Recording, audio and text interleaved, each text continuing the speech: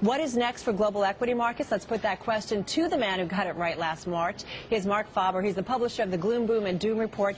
Marc, great to have you back with us. Happy New Year. Thank you. Happy New Year to you as well. Is it going to be a Happy New Year for stocks as well? I'm not so sure about that, because last year was the happiest year almost ever for investments in equities, in emerging markets in the United States. It was a bad year for U.S. government bonds. They were down 26%. But bonds this had a year nice is run, going right? to be much more difficult. Right.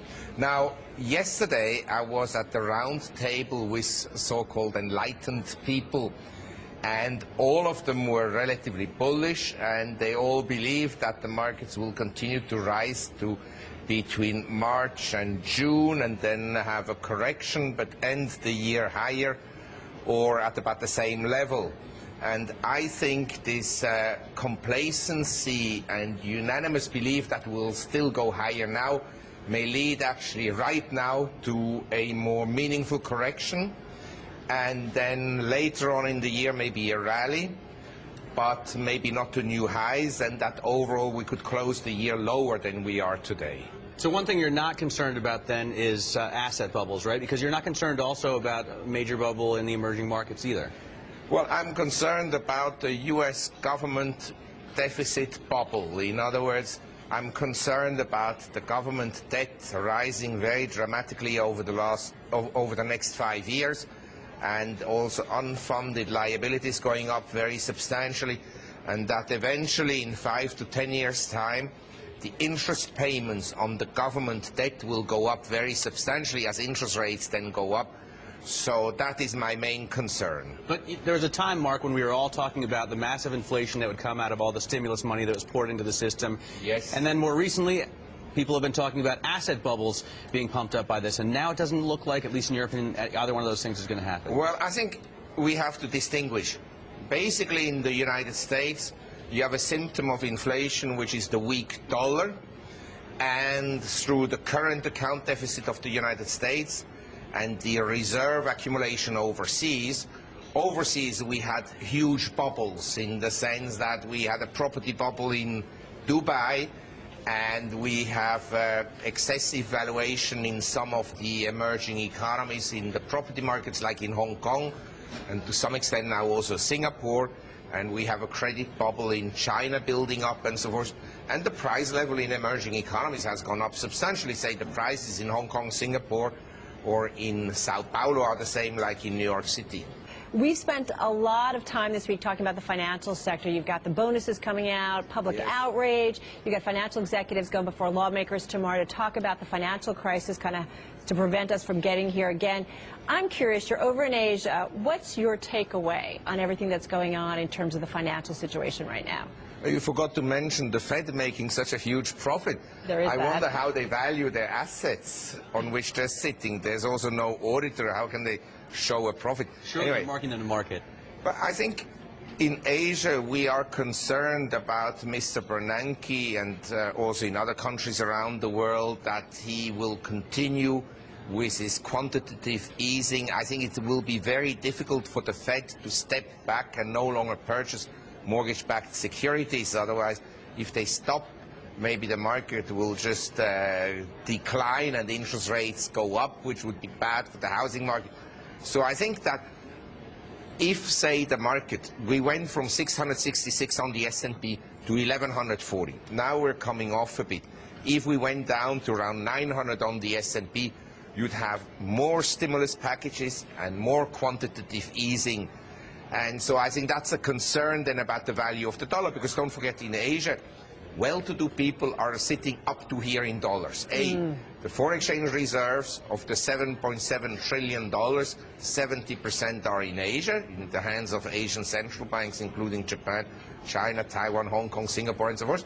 And then individual wealth has also been built around the US dollar, so people are very concerned about the value of the dollar. What are the negatives, though, to us? I mean, as long as he keeps interest rates low, we can continue to see a recovery, or hopefully a recovery in housing. And as long as we have cheap dollars, we continue to see this recovery and manufacturing supported. And supportive of Well, assets, I want to tell you something. First of all, if you look at the world, the strongest manufacturing countries and exporters are actually countries with a strong currency, not a weak currency. Otherwise, Latin America would have had, in the 1980s, the most thriving manufacturing sector. Zimbabwe would be the world's largest manufacturer. They don't have the weak infrastructure currency. to even export anything. Well, that's the issue if you have a weak currency, and that relates to money printing. Money printing doesn't create wealth. That should be very clear. And if the US believes it will become rich by having a dollar that goes down and zero interest rates, they're mistaken. In terms of international purchasing power, in terms of share of world's GDP, the US is going down, not up, and other countries are coming up. I'd just like to remind you that today the emerging world consumes more oil than the developed world, that the emerging world has higher car sales than the developed world, that the emerging world has higher semiconductor sales, and. I mean, we're no longer talking about we, the developed countries, being the smart guys in this world, and the people in emerging economies being poor and underdeveloped. Right. It's a different world. There has been a huge shift in the balance of economic power in the world, and it will have also geopolitical influences. All right, we'll talk a little bit more about that. Also, I want to get your idea in terms of investment strategies for this year, where you think, because you said you had a pretty good year this year. Yeah, I mean, 2009 wasn't bad for Marc Faber. 2009 was very good. Just sit tight this year. I just want not to lose any money in 2010. Mark, what do you like in terms of commodities? Let's start there.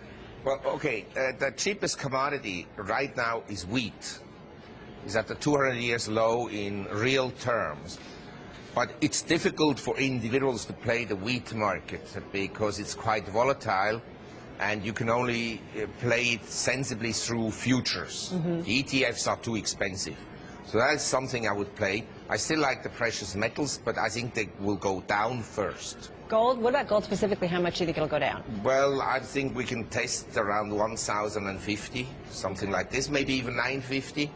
But longer term, as long as I look at Mr. Obama, Mr. Bernanke, Tim Geithner, and Larry Summers, I will keep my gold. That I guarantee you.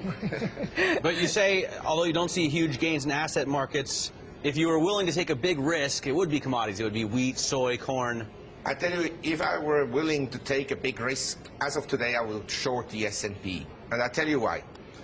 At this panel everybody thinks that the markets are fine, that they'll close the year higher, and that for the next 3 months we'll have momentum on the upside. But I look at the market. Amazon is not acting well, Google's is not acting well, Apple is not acting particularly well, and so forth. Goldman Sachs hasn't made a new high for more than 2 months. So I have some signs that show that some weakness is emerging in the market. Number two, years ending in zero are not favorable for stocks, for whatever reason, but years ending in zero. Number three, years where you have midterm elections are not particularly good for equities. And after the huge gains we had last year, you can't expect another huge gain this year. Now, can the market go up 15%? Possible. But can it go down 20, 30%? Also possible. So the risk-reward is no longer particularly good.